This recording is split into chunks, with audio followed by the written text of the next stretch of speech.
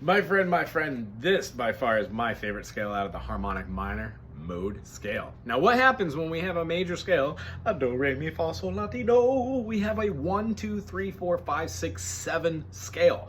I'm gonna explain it through the eyes of C major, which is a great way to start because C major has no sharps, no flats. If we play a C major, we would have C major, D minor, E minor, F major, G major, A minor. I realize I just look like a South Park character right here. Silly. When we're putting our fingers up here, we can put our first finger on the second fret of the A string, giving us a B note, all the way up top here to give us a D note, an F sharp right here. So those two double deuces are on the third fret, playing with the D string and the B string. Our pinky's gonna wrap around there for the fourth fret on the G. Thusly, don't play the two outer notes, the E's, and you get the inner tone as a B diminished. Now, when we move that B diminished back to a C, it gives us that resolution. The chord we're going to talk about today is the Aeolian mode, which is made out of saying C, D, E, F, G, A. The sixth note in a C major scale, 1, 2, 3, 4, 5, 6, is the minor 6 of the chord, or the natural minor. When you continue your A to G, that's incorrect. A to B, B to C, C to D, D to E, E to F, F to G, G to A, the intervals, or the space between the notes, spells out a minor scale, which gives us a flat 3, in this case, a flat 6 and a flat 7. When we change the notes of that mode, so let's just play C major as a C minor. 1, 2, flat 3, 4, 5, flat 6, flat 7, 1.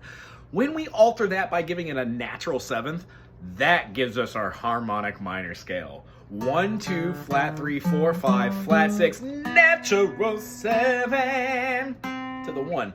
Ooh-wee. I love this scale. As we change the notes of a C major to play them in the, let's say, the spacings that you would get when you play a C major scale from any different note, the A note gives us our minor.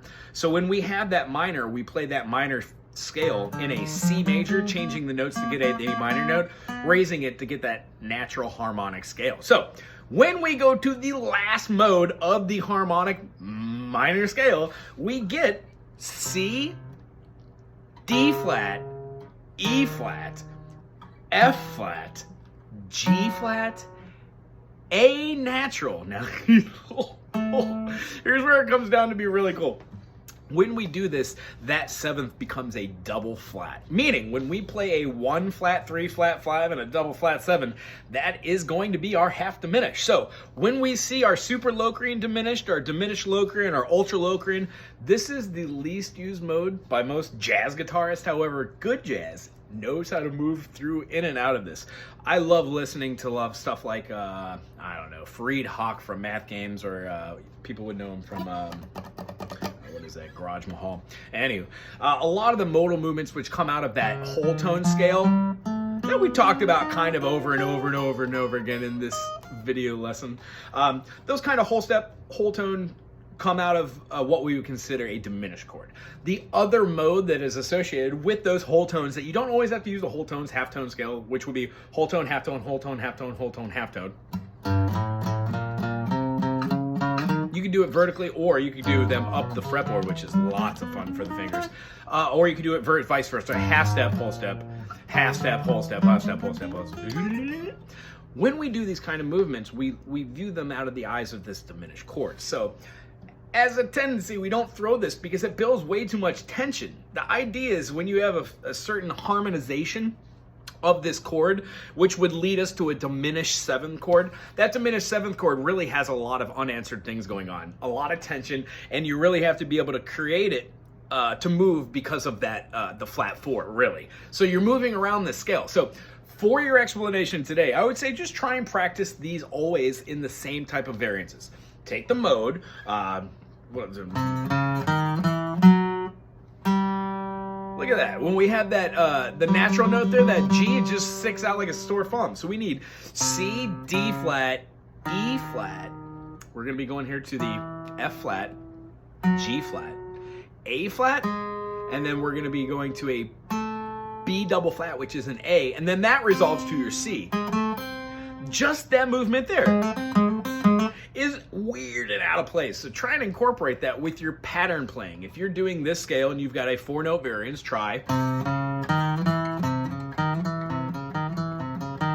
Woo! This gets those fingers deliciously moved up. 3, 4, 1, 2, 3, 2, 2, 2. Try it the other way with the 1, 2 here, also experimenting. You can see how that playing that F up top here, if you're reversed with our fretboard knowledge, having the F here, having the flat F there is super easy. Knowing that our G is right here, that's where our finger exercises come into play for that G flat. Our A flat is going to go to right here. It's a good whole step for our fingers. And then of course the half step is our B double flat. I hope you enjoyed this video. If you did, give it a thumbs up, comment below, and check out the rest of these series so you can put new concepts into your playing. Oh.